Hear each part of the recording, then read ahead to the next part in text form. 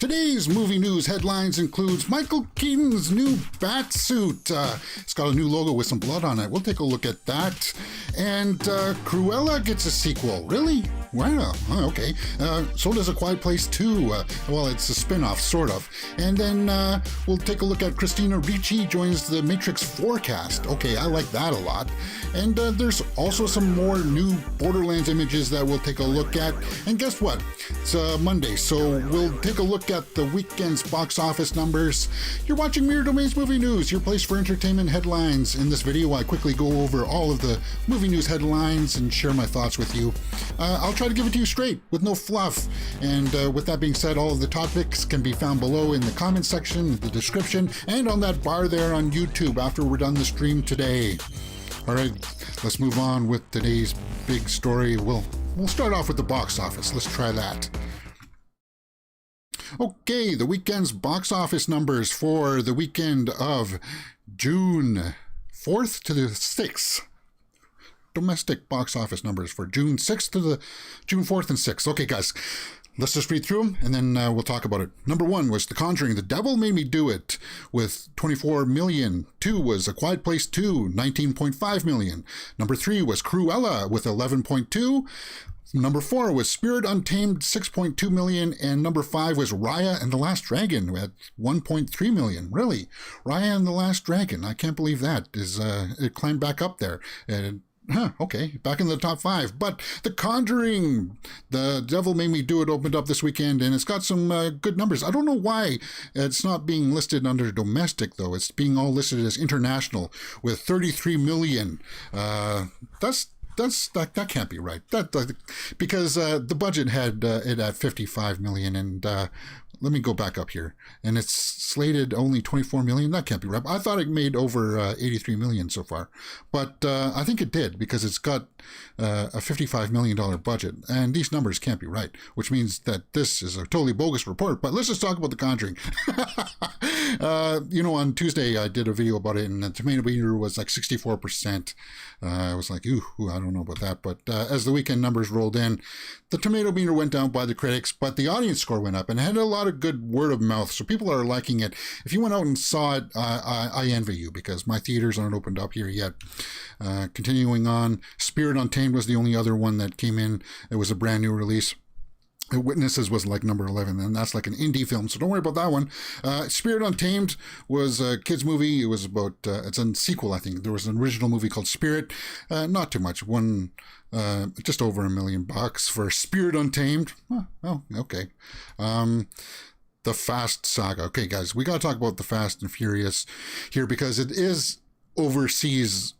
In China, they've been reaping the benefits of it's made 255 million, which its budget was 200 plus, so maybe it's made its initial budget back, but with all the marketing and stuff like that, it's going to probably make around 400 to 500 million to break even for Fast 9. And the drop-off point from week 2 to 3 in China was like 85%. That is a lot. That is a steep drop-off for Fast 9, which means when it does get to the domestic box office, I don't know if it's going to be as big because the trajectory of its box office has been going down. Plus, it hasn't been having very good word of mouth. The word of mouth for Fast 9 has just been kind of like, ooh, I don't know. I'm still going to go see it because, as a fan of the Fast franchise, I got to give it a chance. But we got to keep our eye on it. It's still like a month away, or like 2 weeks away, or 3 weeks, June 22nd, right? Is that when it comes out? Still a while for us, guys. Fast 9, what do you think about the foreign numbers? Just looking back at it again. The Conjuring, I think that's good news. And there's some news about some of the sequels for Quiet Place and Cruella we'll talk about a little bit later. But that's the weekend's box office report. Conjuring number 1. I think that's pretty good. That's really good. Yeah, those numbers are correct. It has to be. It's from Box Office Mojo. So there you go.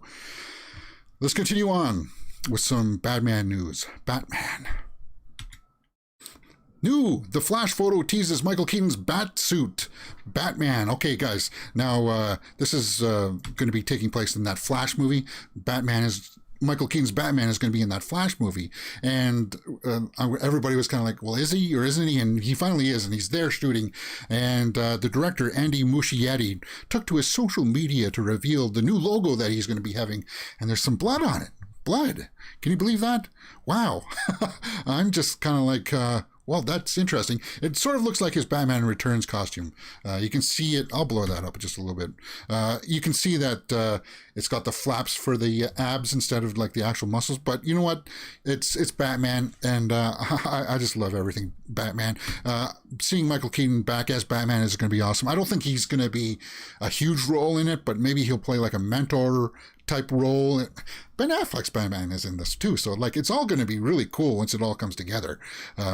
I just felt like I really wanted to headline with that because I'm a huge Batman fan from the 1989 version. Michael Keaton, just great casting, and the way that this Flash movie is coming together is kind of like a sort of a mixed bag. Is it going to be good? Isn't going to be good? I can tell you this about Andy Muschietti. He directed the It movies, and I think we're in good hands with him dealing with the Flash because, if anything, you know, the quality is going to be there cinematically. I just hope the story there is going to be good because it seems like we're going to get like this multiverse kind of thing going on with different Batmans and all of that kind of stuff. So that's cool. That's really cool. I like that a lot. Borderlands. We talked about these Borderland images last week, and this was the only one that came out. And this is Lilith from the game, and she's going to be played by Kate Blanchett. So that's Lilith, and I'm just like, I was totally blown away because when you look at the character in real life, like from the game, it looks like the silhouette is doing the costuming justice. So we got a full image here of most of them there, and we got a whole bunch of those other silhouettes that we'll take a look at in a second. But the cast is phenomenal. The cast, and that guy with the big kind of axe with the spinning thing on it, that big guy, he's from Creed 2. That's the Creed 2 guy, the son of Drago, right? That's from what I heard, and he's big, so that's interesting. And I like the silhouette kind of photos that they're releasing. It's going to be directed by Eli Roth, so that's a mixed bag. Eli Roth did the Hostel movies and Cabin Fever. But let's just take a look at the cast. Gina Gershon, Kate Blanchett, Jack Black, Jamie Lee Curtis, Edgar Ramirez, Kevin Hart. I mean, come on, it's huge. It's a huge cast. And I can't tell you who these characters are. I'm sure there's going to be videos out there that people will tell you who these characters are. If that's Kevin Hart, that's really interesting. That'll be cool. That looks like it's Jamie Lee Curtis's character. And Jack Black is going to be voicing, I guess, this little robot thing. I never played the Borderlands games, which is kind of a bummer for me, but like the cast and the production design looks pretty good. So I'm kind of like, Borderlands, bring it on, man. Bring it on. I like the way that this is shaping up, at least visually. Cruella. Cruella has a sequel in the works at Disney with director Craig Gillespie and screenwriter Tony McNamara are expected to return. Now, I haven't seen Cruella yet, but it's been doing fairly well at the box office. 87 million worldwide. No, it hasn't been, actually, to tell you the truth. The budget was $100 million for Cruella, oddly enough. So, it's been having its run here domestically and internationally. It's made about, half and half there. Guys, I'm a little bit shocked that they're going ahead with the sequel, but when we look at the tomato meter for it, the critics haven't really liked it, but the fans have really loved it. I mean, look at Emma Stone there. How could you not like Emma Stone? But as a sequel, where can you go with this? Like, really, all the complaints that I heard from reviews are just kind of like, well, you did what you did to her with Maleficent. You've kind of taken away all the bad things about her. Like, apparently she doesn't want to hurt animals in this one. So how is she going to make a goat out of dogs, right? How are you going to say that you don't want to like her? I actually like what they did with the Maleficent movies too. But you know what? I'm going to wait until I actually get to see Cruella to see if this warrants a sequel. I'm sure it probably will because I hear that it's got good things from the performances. Let's continue on with some sequel news too. A Quiet Place spin-off film set for 2023 that will broaden its world. Okay. Well, you know what? A Quiet Place 2 has been making some good bank at the box office.